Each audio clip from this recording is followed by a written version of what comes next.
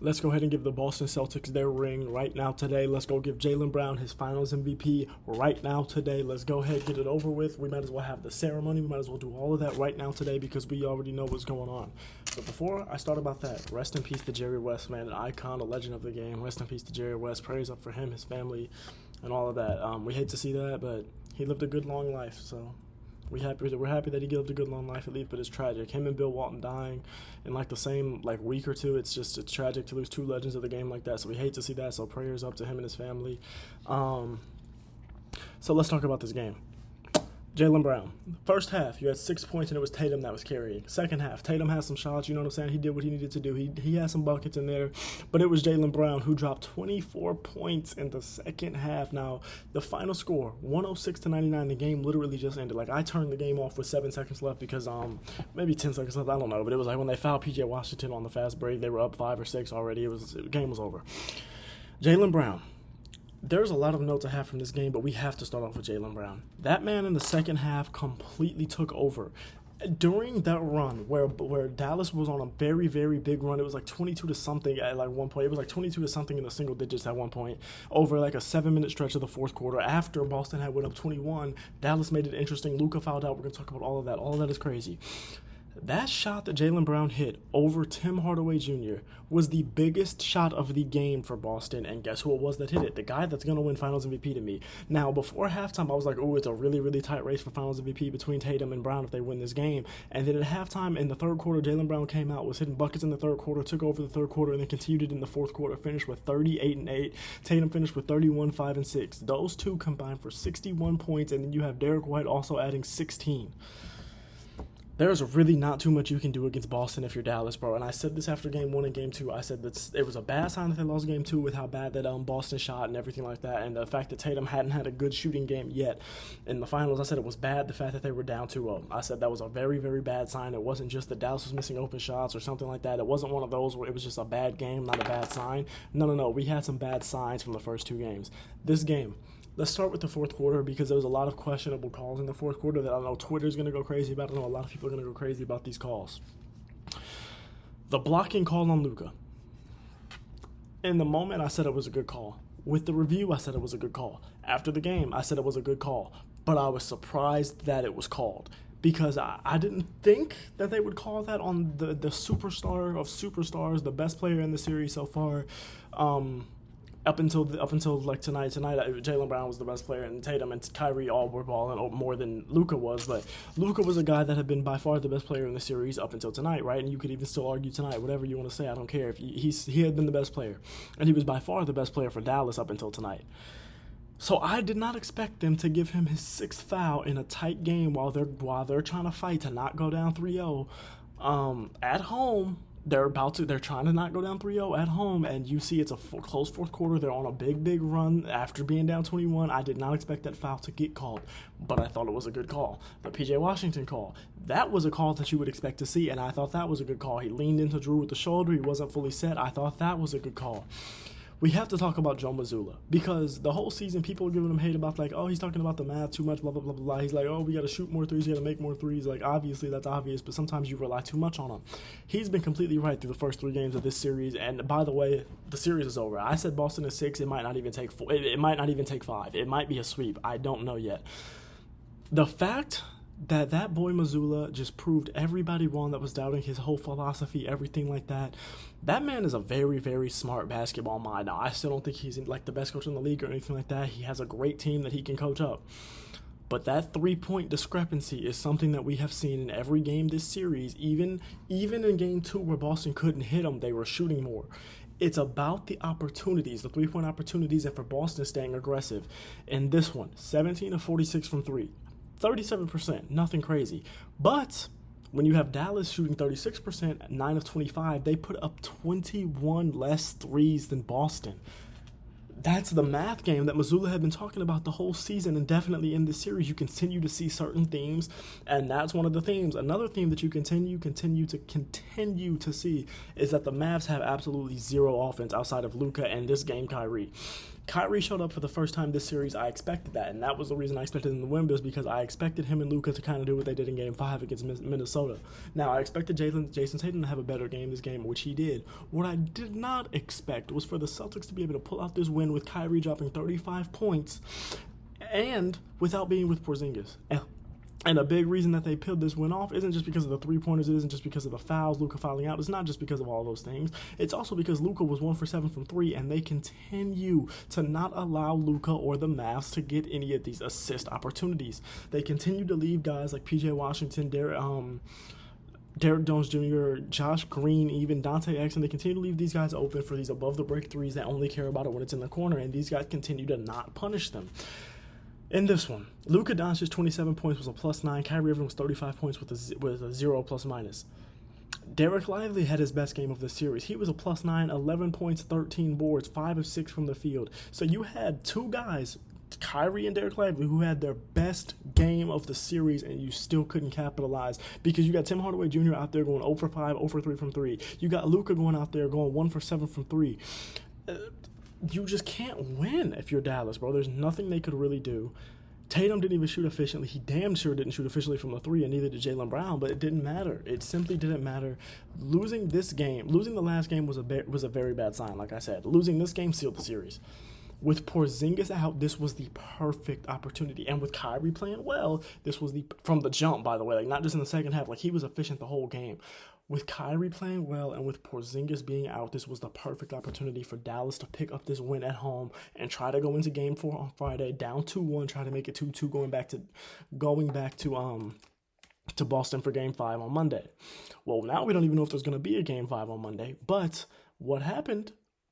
Boston continued to stay undefeated on the road. And I knew going into this game if they were undefeated on the road, but I thought this was like the perfect storm. If they were going to lose a road game, I thought it was going to be this one. What I thought was going to happen, this is what I said in the group chat before the game. I thought it was going to be Boston loses this game, wins Game 4 because I didn't see them losing back-to-back road games, but then loses Game 5 and then clears it out in Game 6. That's what I expected to see. We've seen Boston be a team that drops a lot of playoff games at home over the last few years, but they love playing on the road. That's what I thought we were going to see in this series. I was like, they're going to drop a game at home, they're going to drop Game 3, and then they'll close it out in 6 in Dallas, right? Didn't happen. Let's talk about my notes from like the first quarter on through the rest of the actual game. Luka was cooking in the first. Kyrie was cooking in the first. Boston kept getting open shots because of Dallas's poor rotations, because they continue to try to double team Jason Tatum, and it doesn't work because Jason Tatum makes the right decision. And then down the stretch of this game, we saw that another theme of this entire series, Boston has too many guys that make the right decision often. You saw Drew Holiday, you saw Derrick White, you saw Jaylen Brown, you saw even Tatum, you saw all of these, Al Horford. You saw all of these guys making the right decision time and time again, not just in the first, but in the fourth and throughout the game. Now, there were some times, though, in the fourth, there were some times, though, in the fourth that I saw these guys and I saw these offensive possessions, and I'm sitting here and I'm like, they're not making the right decision. What I saw was they're taking shots. They're taking bad threes early in the shot clock while Dallas is on a run just because they want to try to answer and silence the crowd. Where I'm thinking, you should be taking it down. You should be trying to get it to Jason Tatum because you know he's going to drive past whoever his man is and get into the paint, and from there you can create easy offense.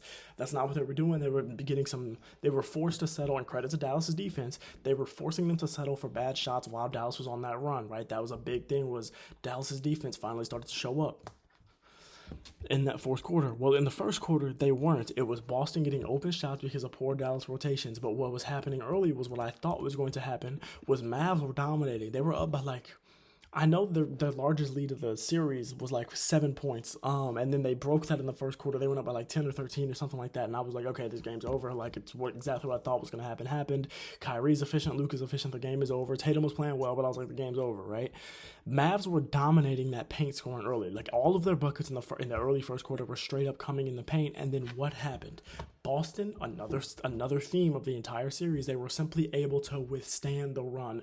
No matter how big of the run they let it get in the first or in the fourth, what were they able to do? Withstand it, come back, play steady basketball, play the right way, string together some stops, and then let that lead into offense. And that's what they did in the first quarter to get back into the game.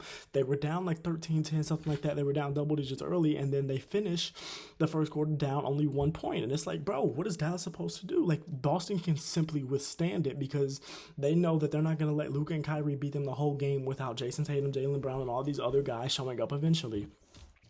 And there's one gripe that I continuously have with Tatum, and it's a really small thing, especially considering they won this game, but there's one gripe that I've continued to have with him this whole series. That man settles for those sidestep threes when he has a favorable matchup far too often. The amount of times in this series that I've seen Daniel Gafford or Derek Lively be switched onto him at the top of the key somewhere on the three-point line, and what does he do? He takes a sidestep three and breaks it. And I'm just like, you can get a better shot. Like, what is the point? Like, you can literally get a better shot than that when that man is on you. If you can drive past Luka, Derek Jones Jr., PJ Washington, you can drive past Derek Lively and Daniel Gafford. But he just settled. Another key.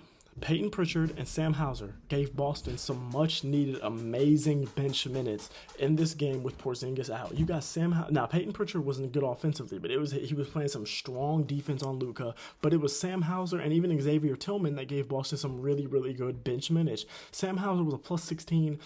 Xavier Tillman was a plus 9, something you didn't expect to see. And you saw him hit his first 3 of the playoffs in this game. And you saw the Boston bench go crazy when that happened. Sam Hauser was 3 for 4 from 3. All of his threes were huge, especially considering the fact that the bench hadn't been shooting well in the not in the playoffs, and this series so far for Boston. And then what happened? Well, you had Sam Hauser and Peyton Pritchard giving them great minutes, and what happened after that? Luka was really cold to start the second, so their offense was kind of stagnant because it was literally only Kyrie that was scoring in that second quarter because Luka was really, really cold. I think he missed like 6 straight shots or something like that in the second, and then Tatum started to hit shots consistently. But because of Kyrie Irving, the Mavericks never let the Celtics get a lead or anything like that in the second. So Kyrie kept them in the game in the second, in the third, and even in the fourth, really. Kyrie was really what kept them in the game. And another thing that I have a gripe with one of the Jays about, but this time Jaylen Brown. Actually, I have a gripe with Luka about this too because it wasn't just Jaylen Brown that he was doing this on. Like at first I was thinking maybe it was a scheme thing. They don't really care about the Jaylen Brown 3 because Jaylen Brown is the worst 3-point shooter out of their top 6. I was like, maybe they just don't care about the Jaylen Brown 3. But then I saw him doing it on Jrue Holiday too, and I was like, is this just laziness or like what is going on? Luka would be giving these guys a lot of space on the three-point line and then would just watch them shoot it, wouldn't even put his hand up. Now, Jaylen Brown wasn't punishing him for it at all. Like, I think he missed 2 or 3 shots when Luka just didn't even put his hand up, and hand down, man down. Well, not in this game. Not for Jaylen Brown. He just couldn't hit the open 3, right? Which, for NBA standards, is open. He couldn't hit the open 3 when Luka just wasn't putting his hand up. But then in the fourth quarter, you see Jrue Holiday. What does he do? He punishes Luka for it, and they even called it on the broadcast. It's just there's too much space. It's just too lazy of defense on a guy that's a 40% three-point shooter. Like, Luka, you can't do that. It's the finals, buddy. You're down 0-2, buddy. I know you're tired. I know you're hurt. But if you're going to be out there, you better at least put that hand up on him. And he didn't. He didn't even make an effort to. Jrue Holiday, let's talk about him. He didn't have a game like he had in Game 2. He was 4 for 9. He made a lot of big plays. He had 9 points, but it wasn't like a game like he had in Game 2 where he was like their best offensive, most consistent offensive option. But what he does, his off-ball movement leads to so many easy buckets because it lets Tatum find him, it lets Brown find him, it lets anyone find him. And then he also just makes the right decision so often. He's a veteran presence that's calming, that's steady, and he can make the right decision consistently time and time again. And another like schematic type thing that I think just the Mavs haven't found an answer for, and now it's too late for them to find an answer for it. When Boston uses Tatum as that screener on Kyrie, whether it's Derek White, the Kyrie's guarding Jrue Holiday, whoever it is, and usually it's Derek White. Whenever Tatum sets that screen for Derek White and then seals off Kyrie to get into that paint, into that mid-range area, it's a bucket every time Tatum gets the ball like that. And every single time, Dallas is just conceding the switch and letting Kyrie get on to Jason Tatum, and I don't get it. Because it's like that was something we even saw in Game 1. And in Game 1, they weren't passing it to him all the time. Like, I remember there was one possession specifically, and I think it was Derek White that just didn't get him the ball. But when they get him the ball, every single time that Kyrie's on him, it is a mismatch. The same thing when Kyrie was switched on to Porzingis when Porzingis wasn't hurt. It's just a mismatch every time, and I don't get why we're conceding the switch every single time. Like, I just really don't understand that. And then Jaylen Brown, in the third quarter, like I said, he started to score, he started to heat up, and that was the key for Boston because Tatum couldn't do it all by himself, and Tatum wasn't even having an efficient game himself, especially not from 3. The Boston had a third quarter Warriors type of run in that third quarter. It was like when the Warriors had when they had KD, when they had Steph, when they had Clay, Draymond, when they had that team, everybody knew about the third quarter Warriors. They were going to come out from halftime and they were going to blow you out in that third quarter. That was what Boston did. That's how they got up 21. Now, like I said, Dallas went on a run, but guess what? Boston was able to sustain it. They made the right plays in the right moments and were able to pick up this win by 7. Dallas has not scored over 100 points in the finals yet. 0 for 3 and scoring over 100 points. In Game 1, remember, they didn't even get 90. That's all I have to say. Go ahead and give Jaylen Brown his Finals MVP right now. I love y'all. Appreciate y'all. Thank you for watching. Stay blessed. Stay praying. Keep God first.